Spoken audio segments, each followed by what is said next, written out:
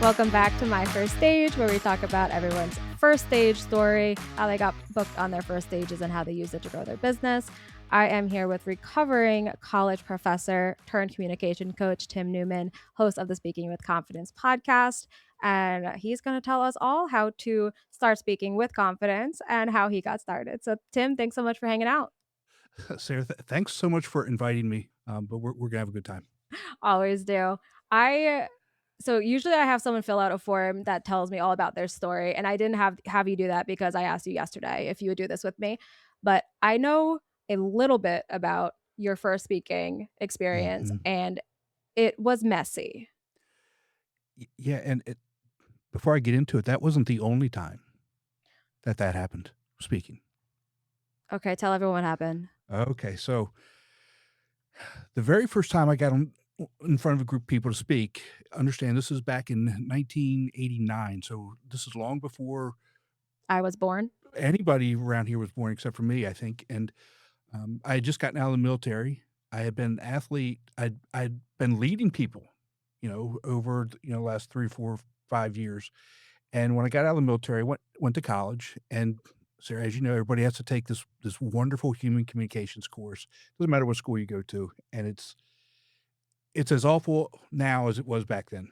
You don't really learn how to really communicate, and shows up on my freshman schedule, and I'd say I don't need this. I already know what I'm doing, and I drop it. And my advisor says, come my senior year, says, Tim, if you want to graduate, you have to take the class. Um, And what you don't know, Sarah, I don't know if you know this or not, but you and I both graduated from Towson, and so it was at Towson that this happened, I don't and, think they had I didn't have to take that course though, so they must have changed it. you're welcome. I took like a Eh, some kind of public speaking class yeah, for my communications major. yeah, but you're welcome. They probably said, "Okay, that's enough. We're not doing that anymore." We're tired of cleaning the floor. Exactly. So, anyway, I took the class, and all you had to do was give a 5-minute talk on something. I can't remember what it was, but, I've got, transparencies, but this is before PowerPoint. This is really before laptops and all that other stuff. And so I put my transparencies on the desk, and I square up to the class, and I get ready to talk, and I literally threw up right there in front of the classroom. And so that was how my speaking career started. And it's just been downhill from there. It really has. And I say this, that wasn't the first time. I mean, that wasn't the last time. It was the first time. Wasn't the last time I threw up at a speaking event. That is horrible. It's that's my life. That's my life. So Yeah. we had Mhm. one of the first episodes, it was, Marianne Hickman, and she Peter Pans on Love her. stage. Oh, Yes. One of my favorite conversations I've had just because amazing. So now we've had Peter Pants on stage and we've had Throw Up on stage, and if someone wants to, like, finish up the trifecta, that's so call me if you've ever, like, shit yourself on stage. So how did you? Because like, you teach people how to yeah. communicate confidently, Mhm. and you must have, at some point in this journey, gotten more comfortable with public speaking. What did that look like? What did you have to do in order to be confident speaking and keep your lunch down? Sarah, that's such a good question, and it was a long road, and not easy, and the honest truth is there are times, well, let's just put it truthfully, every time I get up on stage, I'm nervous. Um, Mhm. that's just the way it is. I think the nervousness has gone from afraid to speak to the nervousness, am I providing the value that the audience needs? So that nervousness never truly goes away. It changes and adjusts, but that was really a long road. I had always wanted to be a teacher, ever since I can remember, back in high school, back in the, early to mid '80s, and so I had to figure it out. If I was gonna be a teacher, I had to figure it out, and the only real formal training I had was that one stupid class. And so I searched people out. I talked to people. I tried to get help from other teachers, principals. I started teaching in high school, and it didn't really go real well. But the more you do something, especially speaking in front of groups of people, the more comfortable you're gonna be because it's like riding a bicycle or driving a car. The more you do something, the better you're gonna be. Now you're still gonna make those mistakes until you get the training, and honestly, one of the times that I knew that I really needed to get better was when I was teaching in college. One of my best students came up to me in tears. I mean, she was so upset, and she said, "You know, Dr. Newman, you keep telling us that to stop saying the uhs and the ums and the filler words, but you don't tell us how to do it." And that was a real light bulb moment for me that I had to go back to the drawing board and start to figure out and create a plan and create a structure or a framework to really truly be able to help students. And so that was probably 2008, 2009 of my career. So we're talking 20 years later after that first one, getting better, but still not getting to the point where I was able to truly help other people. So what was that's something that a lot of people struggle with. I Mhm. am one of them. For me, it's more like than ums and uhs. Mhm. But what is the framework that you have for cutting back on the filler words? So for me, it's all about preparation. The more pre and so you've known this since you've known me. I'm a preparer. I do research. I I spend a vast amount of time researching and preparing for no matter what it is that we do, except for this because it was yesterday. But but we already knew what was going on. Anyhow, it's for me. It starts with the audience. If you know who your audience is, and you need to figure out as much detail as you possibly can about who your audience is. If you're speaking at a conference, you're speaking at a bigger event, how do you find that type of information? Well, there, it's more generalized information. So, if you gave me two conferences to look at recently, right? And what do you think I did? I pulled up the Research. I pulled up the research, and I actually applied to one of them already, right? Pulled up the research, and so who is this targeting?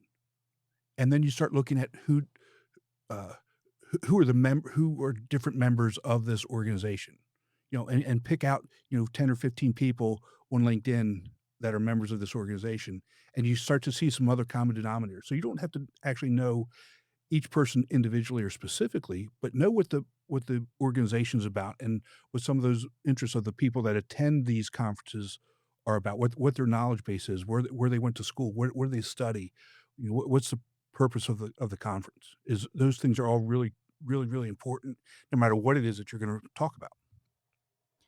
I feel like one of the data points that I see often if I'm looking at a conference website, Mhm. it'll tell me, like, what career level a lot Mhm. of the Yep. attendees are. Like, it's C-suites, it's manager level, whatever it is, and Mhm. that can give you an idea sort of about, like, age of the Yeah. attendees, because generally, the higher in your career you are, the older you are.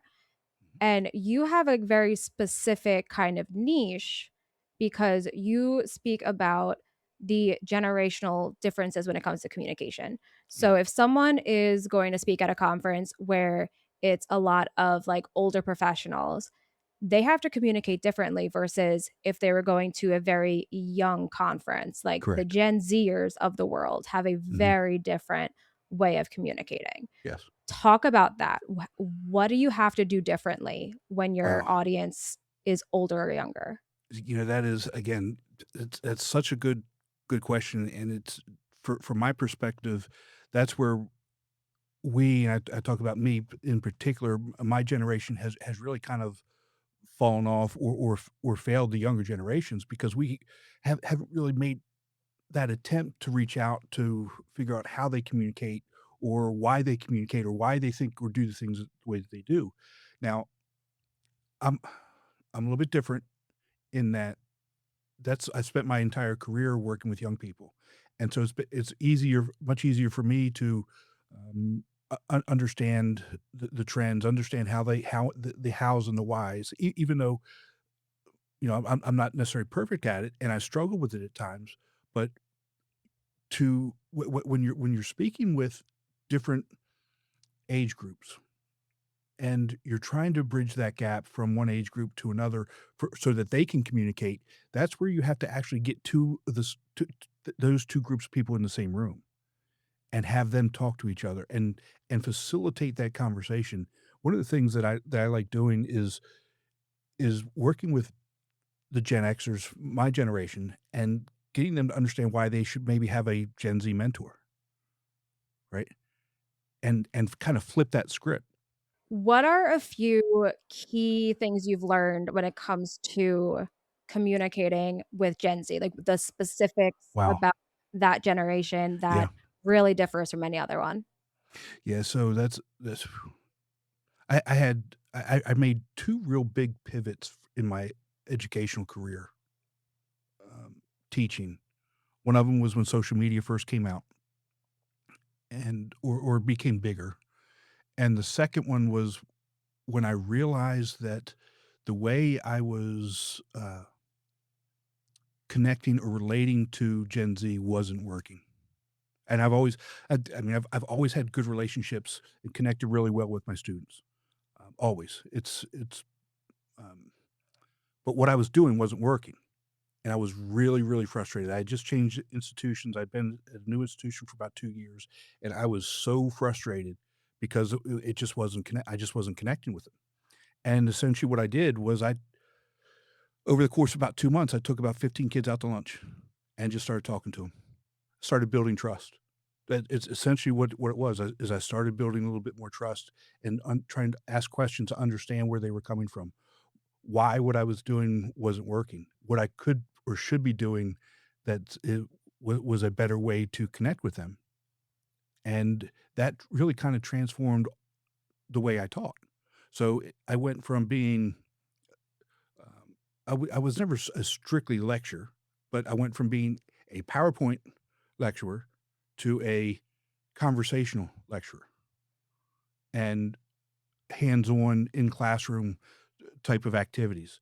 You know, small group discussion, much more small group discussions, walking around monitoring things, and building that trust with the Gen Zs at that point was so much easier because if I said I was go if I told them I was gonna do something, they saw me do it, right? As opposed to, um, before, I just did things, right? If I said, "You can push back on me," and say, "You know this, you can tell me things, and I'm very open to hearing feedback." Very open, and my students didn't understand that, and so I would ask questions, and they would sit there with the bobblehead look, and I would get upset. Give me the feedback. That's one of the things that makes me a little bit different. That's one of the things that makes that generation a little bit different. They want to engage. They want to give their ideas and their opinions, but they feel like our generation isn't open to hearing it. I'm, like, kind of on the cusp. I am a baby millennial, so I have some millennial tendencies and I have some Gen Z tendencies, and I guess Mhm. that's kind of where I skew more Gen Z, because the reason I don't like public speaking as much as people might think I do because of how much I do it, is I don't like lecturing. Yeah. And anytime I'm on a stage somewhere, I try to turn it into something more interactive. I try to turn it into a workshop style. And I didn't Mhm. realize that was maybe an age thing. And that's Yeah. like a Gen Z thing. Yeah. It really is because it's what they don't want is kind of what you said earlier.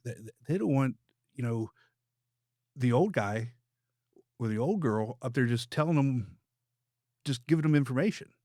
Mhm. They wanna be able to engage with that information, ask questions about it, understand it. And so that that may slow the learning process down from from the standpoint of the amount of information that you cover, but they're gonna have a much better understanding of the information that's actually covered. So if you're speaking to like a Gen Z audience, make it interactive and Engaging. don't try to, Mhm. yeah, don't try to overload with information. Yeah, absolutely. Have some form of engagement in there. You know, think about it, you know, differently with especially when you're doing online stuff, whether it's a Zoom presentation or a webinar. The whole idea of having people put an emoji up or putting something in a chat. What what that does is it not only keeps them engaged, but it keeps them focused on whatever's actually going on. And then maybe you'll put them in a breakout group in a room for 2 or 3 minutes discussing something and then bringing them back out and having them share it. But simple little things like give an emoji, give a fire emoji, give me a thumbs up, put a 1 in the chat, whatever that is, that keeps them engaged, that keeps their mind sharp and focused on what you're doing, what you're talking about, because they do have that goldfish attention span. It's so true. And that's one of the things that we battle Yeah, when it comes to online content is how do yeah, we get attention? How do we keep attention?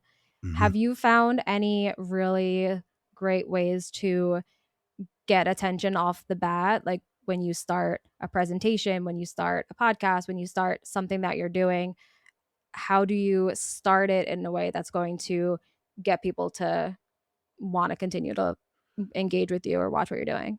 So I've got 2 different ways, and it really kinda depends on the audience and the atmosphere. Either I ask an engaging question or I tell a joke. I end with a napkin and have them write I have them write I tell a story about, uh, companies that started based on napkin, like Southwest Airlines, like Virgin Air, like, DreamWorks, whatever it is, and now I tell them because I do an elevator pitch workshop within it, and 3 sentences, write it on a napkin, take a picture of it, take a picture, a selfie with it, and send it to me. It's always so smart. I feel like one of the things I always wanna do is figure out an actual exercise that the Mhm. people can do, and I'll have worksheets, I'll have something because they're also that helps them remember. It does. Have you had any, like, really cool interactions following that of people I I had someone come up and ask me to autograph the worksheet. But have you ever had, like, a cool interaction afterwards of someone that reached out to, like, "I still have this napkin," or something, like, anything came of it? Here's the coolest thing that's ever happened to me, ever. One of my strengths is building connection and connecting Mhm. other people. That's what I do. Last year, a group of former students who they've known each other obviously for years. They do a buddy trip every year, and they all turned 40, and they came to visit me. Oh, How do you get cooler than that? oh, how'd that go? What happened? That was so awesome. I love them, like you're my adopted daughter, they're my adopted sons. It's Yeah, that's to me, that is success. That's success. I love that. You had mentioned, like, your thing is connections, and you do have a book about connections. So, what is that about, and how does it tie into public speaking or Wow. speaking in general? Yeah. Yeah, so I transitioned out of, higher education into podcasting and, um, communications coaching, and I was thinking about my career and the good, the bad, the ugly, and one of the things that I continued to come back to was what I did well and what I didn't do well, what I should have done. One of the things I did well is, like I said, I'm a connector. I help people. I help people and point them or put them in positions that they're going to be successful. I'm really good at that. What I'm not good at is putting myself in the same positions I put other people in. So I'm a do what I say, not what I do person. And I look back on my career at times where if I had just done 1 or 2 things, if I just made 1 or 2 phone calls or just made 1 or 2 more conversations happen, what would my career have turned into? Um, where could it have taken me? And what I realized was that they're really, um, You can have both. You can be both a connector, somebody who helps other people and puts them in position, as well as a climber, somebody who works on your own personal growth and promotion. You don't have to be one or the other.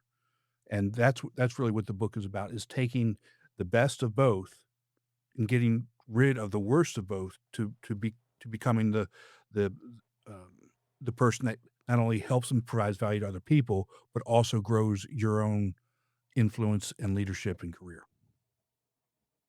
And all of the millennials like me now have Best of Both Worlds by Hannah Montana in their head, so thank you for that. Or maybe that's an ADHD thing, millennial/ADHD thing, I don't know. But no, that it is a great book, and, you and I have talked about it a lot. Um, is there anything that's in it that's, like, the number 1 piece of advice from this book for someone who wants to be on stages? Take massive imperfect action. Just do it. Just whatever. It doesn't really matter what it is. Nothing happens until you do something. You can think about it all you want. You can write about it all you want. You can talk about it all you want, but nothing happens until you actually take the first step and do it. And I'm not saying that that first step is easy, but if you take that first step, that second step is easier than the first step. Just take that first step and do whatever the thing is. Um, and you will have people there that will not only support you, but will help you and be your cheerleaders. You can't have a cheerleader if you're not actually taking that step forward. And then you are a cheerleader for so many people. What is the best way that you can be a cheerleader for the people in your network that really connects you with them? Well, that's a really good question. You have to know know your people. You have to know who they are, what their what their goals, dreams, aspirations, strengths, weaknesses. You have to know them and put them in the position for them to be successful. That's the key thing. And I don't know if you saw this, but I know I sent an email out today with names, and there was a response back to one of them. It basically says I've never been on a stage before, and I haven't responded to her yet, but I'm going to, because she's a leader.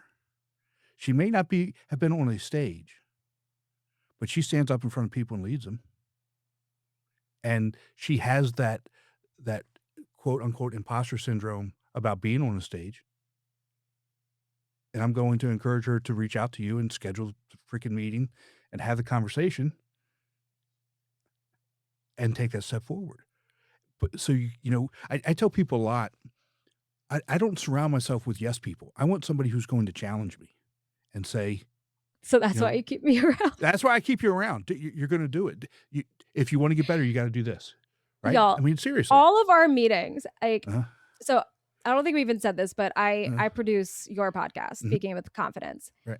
and you and I will get on a call every couple of months. Not it's not all the time. Every single time you get on that call really anxious about all the stuff you need to do, and you leave Mhm. that call even more Even more anxious anxious. Yeah. Uh-huh. about all the stuff that you now have to do on top of all the stuff you had to do. Yeah. I've been wondering why you keep me around. But that's what you have to do, though. That's what professionals do, and that's what friends do. That's what you know. And sir, I consider you really part of the family, but that's what you do, because I'm not helping, and you're not helping anybody if you're a yes person. That doesn't help anybody. If they've done great, yeah, tell them they've done great, but also push them to do the next right thing or the next great thing, or the thing that's going to get them over that hump. Those are things that have to happen. I don't remember who said it. I think it was from a show or something, but it's like you don't um it doesn't pay to surround yourself by people that tell you what you already know. Why would you pay somebody and then not follow their instructions? Here, Yeah. why would you ask somebody for help and then say, "No, I'm not gonna do that. I know better than you anyway." Right? That doesn't make any sense.